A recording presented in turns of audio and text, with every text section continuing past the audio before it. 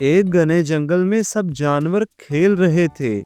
اچانک ایک رنگ برنگا پوسٹر درخت پر چمکا۔ کل جنگل میں بڑی دوڑ ہوگی، جو جیتے گا اسے جادوئی سونے کا سیب ملے گا۔ سب جانور خوشی سے اچھل پڑے، مگر ایک چھوٹا سا آہستہ چلنے والا کچھوا کالو بھی وہاں کھڑا تھا۔ سب نے ہنس کر کہا، ارے کالو، تم دوڑو گے، تم تو کبھی نہیں جیت سکتے۔ کالو نے مسکرا کر کہا، میں آہستہ ضرور ہوں، مگر کوشش کروں گا۔ پورے جنگل میں سرگوشیاں ہونے لگی۔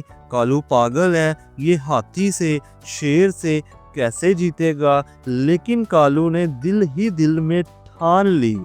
اگلے دن بڑی دوڑ شروع ہو گئی۔ شیر زور سے دہاڑا، ہرن بجلی کی طرح بھاگا، بندر چھلانگیں مارنے لگا اور کالو وہ آہستہ آہستہ مگر پر اعتماد قدم بڑھا رہا تھا، آگے بڑھ رہا تھا۔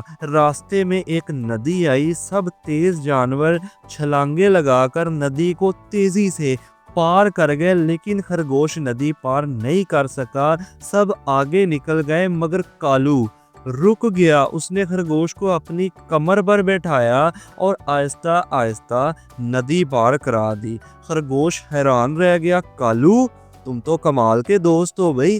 آگے جنگل میں کانٹوں کی باڑ تھی، سب جانور جلدی میں زخمی ہو گئے۔ کالو نے آہستہ آہستہ ایک چھوٹا سا راستہ ڈھونڈا اور باقی زخمی جانوروں کو بھی وہاں سے نکلنے میں مدد کی۔ اب سب حیران تھے، یہ کالو یہ تو سب کی مدد کر رہے ہیں بھائی۔ دوڑ کا آخری مرحلہ تھا، سب تھک گئے تھے، شیر ہانپ رہا تھا، ہرن کی سانس پھول رہی تھی، لیکن کالو وہ اب بھی آہستہ مگر پرعزم چل رہا تھا۔ سب جانوروں نے تالیاں بجائیں اور کہا، کالو آگے بڑھو، تم ہی اصل ہیرو ہو۔ کالو فنش لائن پر پہنچا اور جادوئی سیب جیت لیا، لیکن اس نے کہا، یہ سیب صرف میرا نہیں، یہ ہم سب کا ہے، کیونکہ دوڑ جیتنا سب سے اہم نہیں، اصل جیت ہے دوستی،